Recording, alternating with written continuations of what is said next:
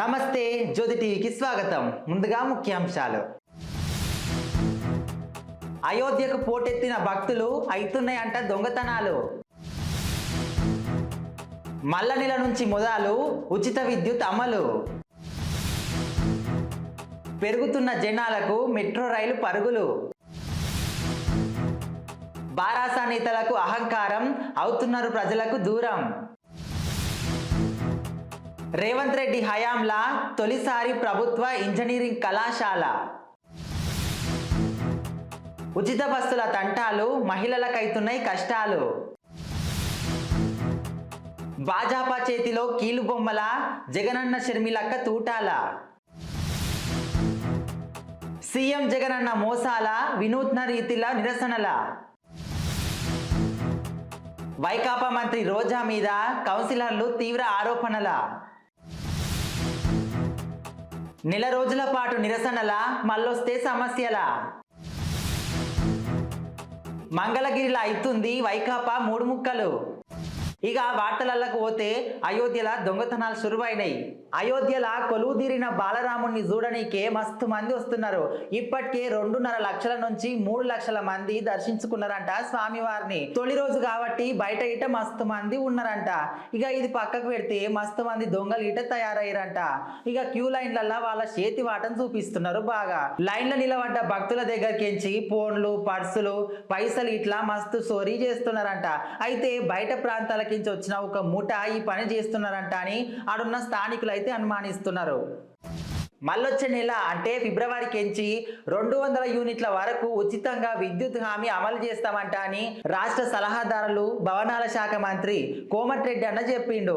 ఈ రోజు గాంధీ భవన్ లా Congress manifesto committee సమావేశం చేసిండ్రు. కోమటిరెడ్డి తోటి కొందరు సభ్యులు ఇట్లా పాల్గొన్నారు. శ్రీధర్ బాబు, రాష్ట్ర వ్యవహారాల ఇన్ఛార్జి దీపాదాసు మున్షి, ఇంకా కొందరు ఇట్లా ఇందులో పాల్గొన్నారు. ఎన్నికలు వస్తున్న వేళ ప్రజలకు ఇచ్చిన హామీల అమలు పైన వీళ్ళు కమిటీ మొత్తం చర్చించిండ్రు. హైదరాబాద్ లా మెట్రో రైల్ మార్గము 2వ దశ గిట్ట ముందుకు వస్తున్నదంట. దానికి ప్రతిపాదనలు గిట్లా ప్రభుత్వం చేస్తుంది. నగరంలో పెరుగుతున్న వాహనాలు, మనుషుల రద్దీని దృష్టిలో పెట్టుకొని భవిష్యత్తు రవాణా అవసరాల కోసము శంషాబాద్ విమానాశ్రయానికి అనుసంధానం చేసుకుంటా మెట్రో రైలు మార్గాన్ని విస్తరిస్తామంట అని, ముందున్న ప్రభుత్వం తెచ్చిన రూట్ మ్యాప్ ను రద్దు చేయాలంట అని, కొత్త మార్గాలతోటి ప్రతిపాదనలు చేస్తారంట అని ఆయన చెప్పిండు. ఈ మేరకు విమానాశ్రయం సహా ఇంకా కొన్ని ప్రాంతాలను గిట్లా అనుసంధానం చేసుకుంటా కొత్త రూట్ మ్యాప్ ను సిద్ధం చేయాలంట అని అధికారులకు చెప్పిండు సీఎం రేవంత్ రెడ్డి సారు. లోక్సభ ఎన్నికల్లో తెలంగాణ ఉద్యమంలో పాల్గొన్న వారికి సీట్లు ఇస్తామని కేటీఆర్, హరీష్ రావు అమరవీరుల స్తూపం దగ్గర ప్రమాణం చేయాలంట అని డిమాండ్ చేసిండు. శ్రీకాంతాచారి తల్లి శంకరమ్మ పేరును ఇట ప్రచారానికి ఉపయోగించుకొని ఉద్యమకారులకు అన్యాయం చేసిండంట అని రఘునందన్ రావు ఆరోపించిండు.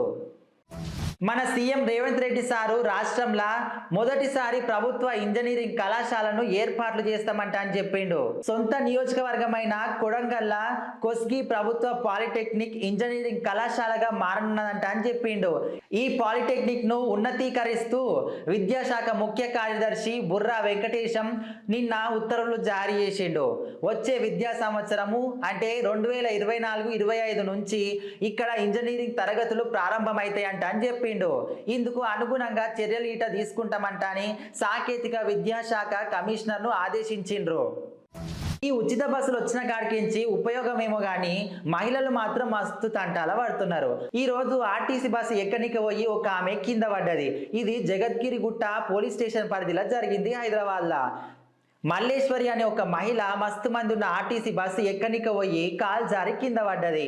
బస్సు పై కింద పడ్డది. ఆమె చేతి మస్తు రక్తం ఇట పోయింది. ఇది గమనించిన స్థానికులు పోలీసులకు సమాచారం అందించారు. ఇక పోలీసులు వెంటనే ఆ స్థలానికి వచ్చి ఆమెనైతే దవాఖానకు తీసుకుపోయారు. ఆరోగ్యశ్రీ, ఉచిత విద్యుత్తు, ఇంకా కొన్ని పథకాలు దివంగత సీఎం వైఎస్ రాజశేఖర రెడ్డి నిర్వహించిన ప్రజా ప్రస్థానం పాదయాత్ర నుంచే పుట్టుకొచ్చినాయంట అని ఏపీసీసీ అధ్యక్షురాలు వైఎస్ షర్మిలక్క అంటున్నది. ప్రజల కష్టాలను ఆయన చూసిండు. వైఎస్ఆర్ పోరాటానికి కొనసాగింపుగా పేదల పక్షాన నిలబడేందుకే తాను వచ్చిందంట అని ఆమె చెప్పుకొచ్చింది. శ్రీకాకుళం జిల్లా పర్యటనల భాగంగా ప్రజా ప్రస్థానం విజయ స్తూపాన్ని ఆమె సందర్శించి నివాళులర్పించింది. ఇక తర్వాత స్థానిక నేతలు, కార్యకర్తలను ఉద్దేశించి మాట్లాడింది. AP CM Jagananna Narasapuram MLA Muddunuri Prasadaraju అభివృద్ధి పేరుతోటి ప్రజలను మోసం చేసిందంట అని మాజీ ఎమ్మెల్యే బండారు మాధవ నాయుడు అంటున్నాడు.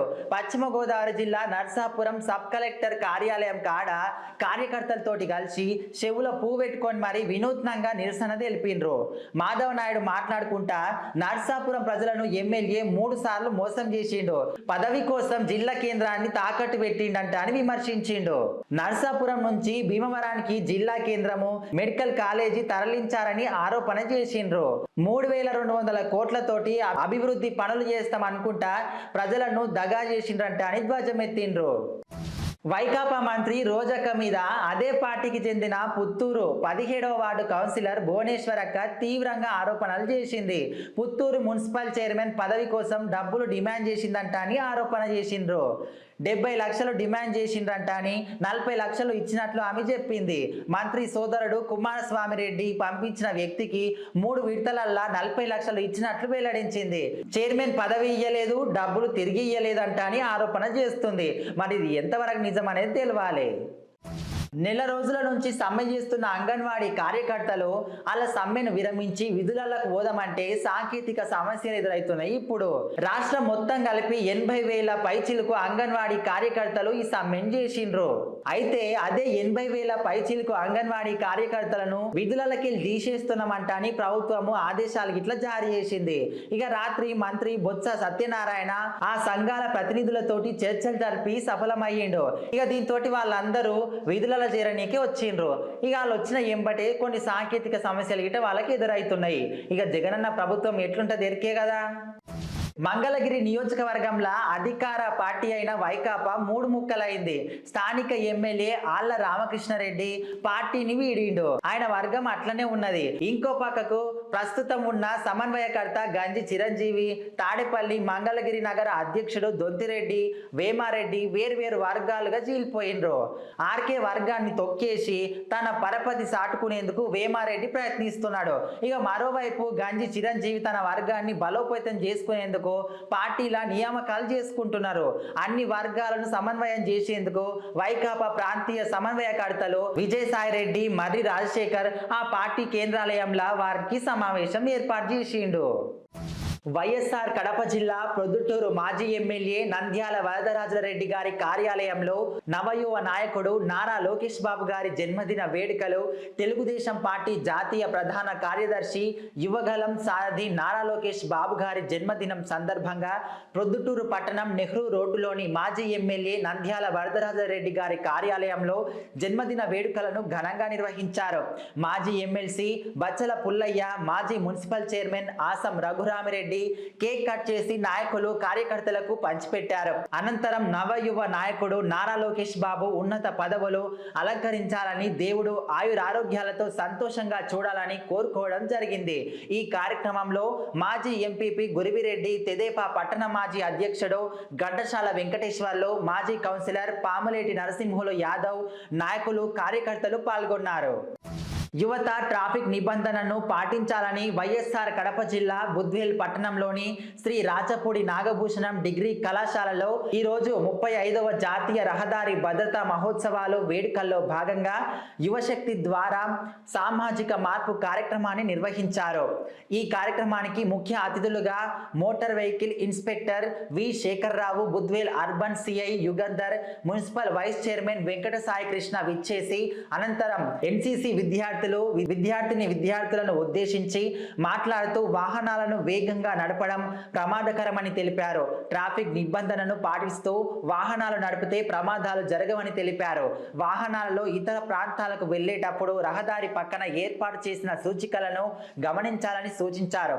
ప్రతి ఒక్కరూ తప్పనిసరిగా డ్రైవింగ్ లైసెన్స్ పొంది ఉండాలని, వాహనాలు నడిపేటప్పుడు తప్పనిసరిగా హెల్మెట్ ధరించాలని, కారు లాంటి వాహనాలలో వెళ్లేటప్పుడు సీట్ బెల్ట్ను తప్పనిసరిగా ధరించాలని తెలిపారు. ఈ కార్యక్రమంలో కాలేజ్ ప్రిన్సిపల్ సత్యనారాయణ, ఎన్సిసి విద్యార్థులు తదితరులు పాల్గొన్నారు. దేనికోసం అంటే ఏం లాస్ అయినా అనేది నీకు తెలియదు, నాకు తెలియదు. చనిపోయిన వ్యక్తి కుటుంబానికి తెలుస్తుంది దానివల్ల ఎంత దారుణమైన పొజిషన్. తల్లి, తండ్రి, కొడుకులు, బిడ్డ చిన్న ఫ్యామిలీ, మంచి ఫ్యామిలీ, మంచి ప్రభుత్వ ఉద్యోగస్తుడు ఆయన, లేదు ప్రైవేట్ ఉద్యోగస్తుడు, హ్యాపీగా కాలేజీ పోతుంటాడు. అంటే కాలేజీ లెక్చరర్ అనుకుందాం, ఒకవేళ మీకు దగ్గర. అట్టహాసంగా నారా లోకేష్ పుట్టినరోజు వేడుకలు రాష్ట్ర భవిష్యత్తుకు ఆశాకిరణం నారా లోకేష్ బాబేనని అన్నమయ్య జిల్లా రాజంపేట టీడీపీ నాయకులు మేడా విజయశేఖర్ రెడ్డి అన్నారు. టీడీపీ జాతీయ ప్రధాన కార్యదర్శి నారా లోకేష్ పుట్టినరోజు వేడుకలు మేడా విజయశేఖర్ రెడ్డి గారి ఆధ్వర్యంలో ఈరోజు అట్టహాసంగా నిర్వహించారు. జాతీయ రహదారి వద్ద గల మేడా విజయశేఖర్ రెడ్డి కార్యాలయంలో భారీ కేకు కోసి నాయకులు, అభిమానులు, కార్యకర్తల నడుమ ఘనంగా వేడుకలు చేసుకున్నారు. అనంతరం ప్రభుత్వ ఆసుపత్రిలో గర్భిణీలు, బాలింతలు, రోగులకు పండ్లు, బ్రెడ్లు పంపిణీ చేశారు. ఈ సందర్భంగా మేడా విజయశేఖర్ రెడ్డి మాట్లాడుతూ విద్యావంతుడు, మేధావి, నిరంతర శ్రమజీవి అయిన లోకేష్ బాబు నాయకత్వం రాష్ట్రానికి అవసరమని అన్నారు. యువగలం పాదయాత్రను పోలీసులతో రాష్ట్ర ప్రభుత్వం అడుగడుగునా అడ్డుకున్న ముక్కవోని దీక్షతో విజయవంతంగా ముగించిన ధీరుడు లోకేష్ అన్న అని కొనియాడారు. ప్రజలు ఆదరిస్తున్న టీడీపీ మేనిఫెస్టో రూపకల్పన వెనుక లోకేష్ కృషి ఉందని తెలిపారు. అటువంటి విజన్ ఉన్న నాయకుడు మన రాష్ట్రంలో ఉండడం తెలుగుదేశం పార్టీకే కాకుండా రాష్ట్ర ప్రజానికానికి కూడా అత్యంత ఆవశ్యకమని తెలిపారు. ఈ కార్యక్రమంలో తెలుగుదేశం పార్టీ 6 మండలాల ప్రముఖ నాయకులు, కార్యకర్తలు, అభిమానులు, యువకులు తదితరులు పెద్ద సంఖ్యలో పాల్గొన్నారు. ఆంధ్ర రాష్ట్రంలో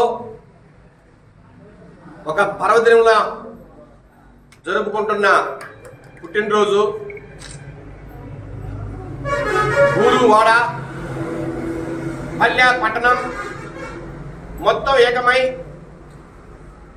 2 తెలుగు రాష్ట్రాల్లో ఈరోజు ఈ పండుగను జరుపుకుంటున్నారు. ఆ పండుగే మన యువనేత, మన యువ కిరీటం, రాష్ట్రానికి భవిష్యత్ దిక్చూచి ఈ రాష్ట్రానికి కాబోయే భవిష్యత్తు ముఖ్యమంత్రి, తెలుగుదేశం పార్టీకి భవిష్యత్తు నాయకుడు, ఈ రాష్ట్రంలో రాబోయే రోజుల్లో చక్రం తిప్పగల ఏకైక మనగాడు. నేతాజీ సుభాష్ చంద్రబోస్ 127వ జయంతి సందర్భంగా ఘనమైన నివాళులు వైఎస్ఆర్ కడప జిల్లా బుద్వేల్ పట్టణంలోని ఆంధ్రప్రదేశ్ ప్రభుత్వ విశ్రాంతి ఉద్యోగుల సంఘం కార్యాలయంలో పింఛనర్స్ వారి ఆధ్వర్యంలో ఈరోజు నేతాజీ సుభాష్ చంద్రబోస్ 127వ జయంతి వేడుకలను నిర్వహించారు. డాక్టర్ మీనాక్షి రెడ్డి, కార్యదర్శి బ్రహ్మయ్య, కోశాధికారి గంగన్న, అసోసియేషన్ అధ్యక్షుడు పుల్లయ్య వారి ఆధ్వర్యంలో ముఖ్య అతిథిగా గానుగపెంట హనుమంతరావు విచ్చేసి సుభాష్ చంద్రబోస్ చిత్రపటానికి పూలమాల వేసి నివాళులు అర్పించారు. ఈ సందర్భంగా వారు మాట్లాడుతూ బ్రిటిష్ పాలకులతో పోరాడి స్వతంత్రాన్ని ప్రకటించి జాతీయ ఉద్యమ నాయకుడు నేతాజీ సుభాష్ చంద్రబోస్ అని కొనియాడారు. ఆయనను స్ఫూర్తిగా తీసుకొని మనమందరం సమాజ సేవలో పాల్గొనాలని తెలిపారు. ఈ కార్యక్రమంలో ఆర్గనైజేషన్ కార్యకర్త పిచ్చయ్య, సహాదారుడు పుల్లం రాజు, సివి ప్రసాద్, నరసరాజు తదితరులు పాల్గొన్నారు. ఆంధ్రప్రదేశ్ రాష్ట్ర రోడ్డు రవాణా శాఖకు రాష్ట్ర ముఖ్యమంత్రి వైఎస్ జగన్మోహన్ రెడ్డి ఎంతో అభివృద్ధి బాటలో నడిపించారని, ఎంతో మందికి ఆర్టీసీలో ఉద్యోగాలు కల్పిస్తూ ప్రజా సౌఖ్యమే ధ్యేయంగా జగన్ ప్రభుత్వం పనిచేస్తుందని, ఆర్టీసీ కార్మికుల కష్టాలు తెలిసిన వాడను, నేను కూడా కింది స్థాయి నుంచే వచ్చానని, మీ కష్టాలు తెలుసుకున్న వాడినని, ఆర్టీసీ కార్మికుల సమస్యల పట్ల పరిష్కార దిశగా పనిచేస్తానని విజయవాడ జోనల్ చైర్మన్ గా బాధ్యతలు తీసుకున్న పిన్నెంటి మహేష్ అన్నారు. ఈ రోజు పశ్చిమ గోదావరి జిల్లా భీమవరం డిపోకు ప్రప్రథమంగా Vijayawada zonal Pinnenti Mahesh, Bhimavaram depot manager Satyanarayana Murthy ఆయనకు గౌరవ స్వాగతం పలికారు. ఈ సందర్భంగా డిపో ఆర్టీసీ కార్మిక నాయకులు ఆయన పుష్పగుచ్చం అందజేశారు. అనంతరం వారు పడుతున్న సమస్యలను, ఇబ్బందులను వారి దృష్టికి తీసుకెళ్లారు. ఈ కార్యక్రమంలో కూనసాని తాతాజీ, ఎంపీపీ కృత్తివెన్ను, కూనసాని వాసు, పెదశింగు చిన్న, అసిస్టెంట్ మేనేజర్ సురేష్ తదితరులు పాల్గొన్నారు. రాజంపేటలో పోటాపోటీగా టీడీపీ జాతీయ ప్రధాన కార్యదర్శి నారా లోకేష్ జన్మదిన వేడుకలు, సంబరాలు నిర్వహించారు. అన్నమయ్య జిల్లా రాజంపేట పట్టణంలో ఈరోజు పోటాపోటీగా టీడీపీ జాతీయ ప్రధాన కార్యదర్శి నారా లోకేష్ జన్మదిన సంబరాలు నిర్వహించారు. టీడీపీ కార్యాలయంలో రాష్ట్ర టీడీపీ ప్రధాన కార్యదర్శి బత్యాల చెంగలరాయుడు ఆధ్వర్యంలో కేక్ కటింగ్ చేసి మీడియా సమావేశం నిర్వహించారు. అన్నమయ్య జిల్లా టీడీపీ అధ్యక్షుడు చమ్మూర్తి జగన్మోహన్ రాజు ఆధ్వర్యంలో తన కార్యాలయం వద్ద రక్తదాన శిబిరం నిర్వహించి కేక్ కట్ చేశారు. టీడీపీ అసెంబ్లీ స్థాయి నాయకుడు గంటా నరహరి తన కార్యాలయం నుంచి భారీ వాహనంపై 4 భారీ కేకులు ఏర్పాటు చేసి బైపాస్ రోడ్డులోని ఎన్టీఆర్ విగ్రహం వద్దకు ర్యాలీ నిర్వహించి కేక్ కట్ చేశారు. యువ నాయకుడు మేడ విజయశేఖర్ రెడ్డి ఆధ్వర్యంలో తన కార్యాలయంలో కేక్ కట్ చేసి ప్రభుత్వ ఆసుపత్రిలో రోగులకు పండ్లు, పాలు, బ్రెడ్లు పంపిణీ చేశారు. ఈ కార్యక్రమంలో పెద్ద ఎత్తున టీడీపీ శ్రేణులు పాల్గొన్నారు. ఇవాళ వార్తలు అయిపోయినాయిగా, మళ్ళా రేపు కలుద్దాము. మా జ్యోతి టీవీని లైక్ చేయండి, సబ్స్క్రైబ్ చేయండి. Thank you.